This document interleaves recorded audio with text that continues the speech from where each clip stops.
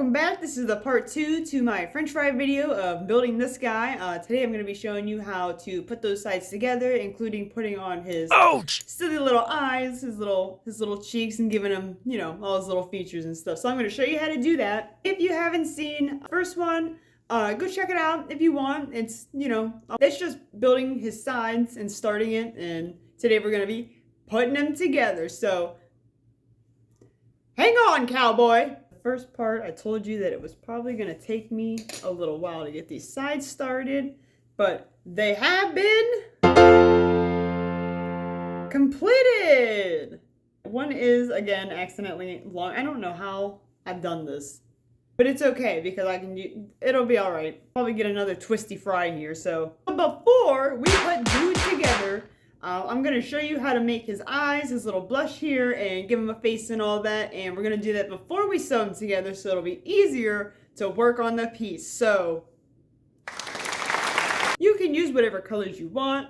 I'm going to be using these here for the blush and then the eyes. And then I got 2 of these little guys left. Then if you have one of these little sewing needles, this would be nice to have on deck too. I'm also going to be doing a magic circle. If you don't know how to make one of those, I will show you.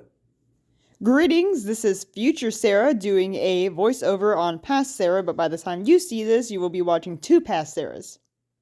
Anyways, let's make an X on our fingers here, just like this. Then we're going to roll our hands over and put it over our ring finger and under the pinky, okay? Just like we normally would to start any like slip knot. Go ahead, stick the hook through, pull it through, and then twist it around so it's on there. And instead of letting go and pulling tight, we're going to chain 1 on top of our hoop here, all right? And then we will be able to let go and free our fingers from the magic circle. Yes, you're going to go ahead and pull that tail through too, because I find it easier to not have it wrapped in the circle when you're doing it. It's easier to pull it shut later on. So pull that out, and here we go. So because I'm freehanding this and there's not like a pattern or anything to follow, I'm just kind of chaining into the hoop as many times as I feel like it's okay, because I don't want them to be too big. You don't want them to be too small. You definitely don't want them to be too big though, unless you want them to have like big old eyes, then you can go ahead and do that. But we're probably just going to chain about like 3 or 4 into the hoop before we go ahead and close it.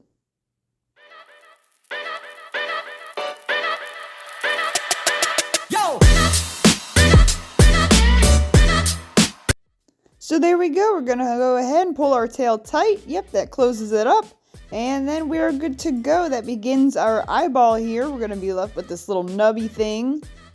All right, now we're just going to chain once around each side to increase the size of our eyeball. And we're going to do that until we get all the way back to our starting point.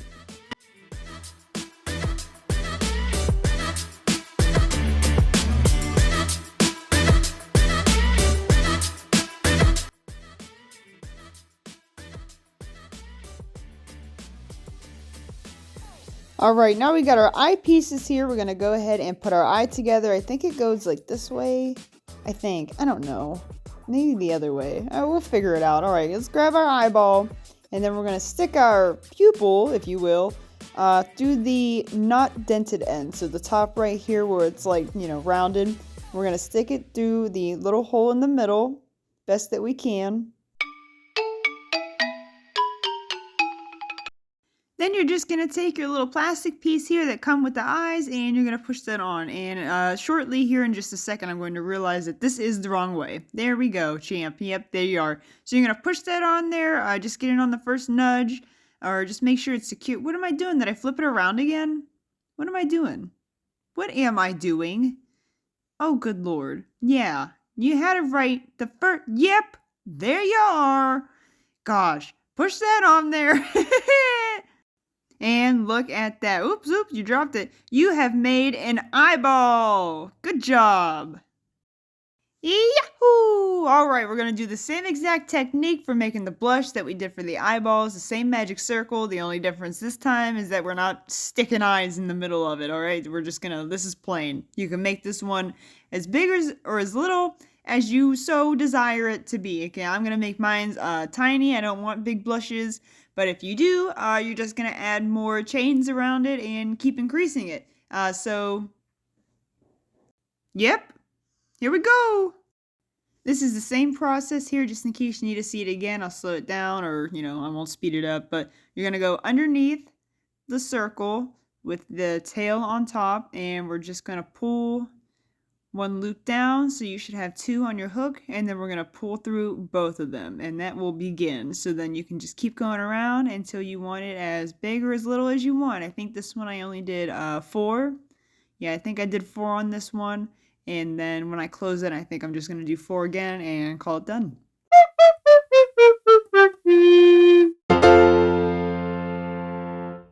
Alright, everybody. So once we got all of our pieces, I didn't actually mean to do that. Once we got all of our pieces here, it's time to put them on. So you're going to pick where on your fry you want your face to begin. For me, I'm not too sure because this piece is accidentally longer, but hopefully I'm just going to put it somewhere, but maybe about somewhere right there just in case, but also, you don't want his face to be all the way at the top of his head as well. So, and then push this through your little, no, it's not working.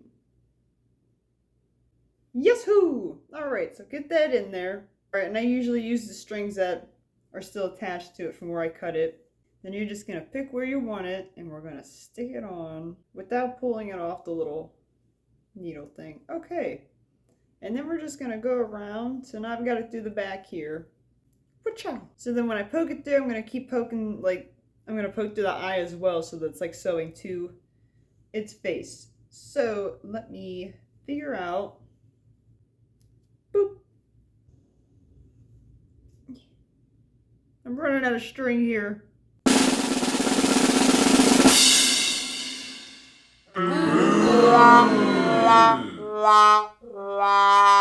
Ta-da!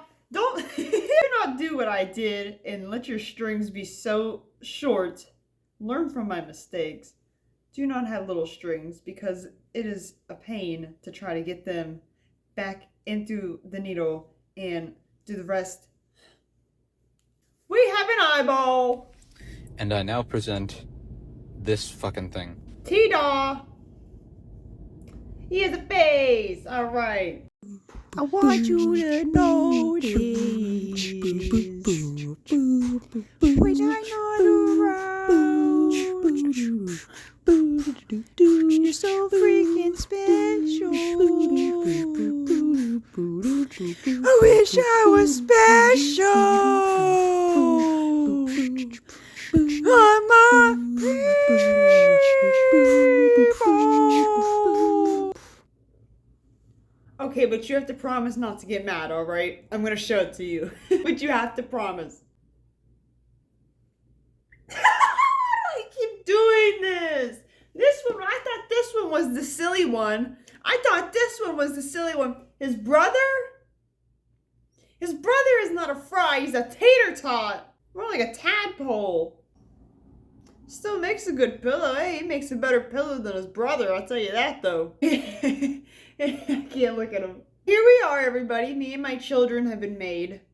And then, now that I've shown you how to make them, in my next video, I will show you how to build the box to store your French fry pillow friends in. If you would like to avoid, look at it. If you would like to avoid this, please make sure that one of your pieces is not longer than the other. I mean, that's what happened with this, but this one wasn't as long. Like, this one was a lot. This one was long. This one was long. But it's okay, he's so funny looking. I like him. Thank you for joining me. Remember to subscribe, turn on the notification bell so you get notified when I post new videos, especially if you're following this French fry series. Make sure you get notified for when the box comes. We're going to be building the box next. All you'll need for that is red yarn. So if you want to go stock up and get your red yarn, you may do so. Looks like the slugs from Flushed Away. Yes, do all that and join me next time for when we build the box. We're going to build a French fry box to store them in. It'll be cute. It'll be wacky, funky. Yes. Thank you!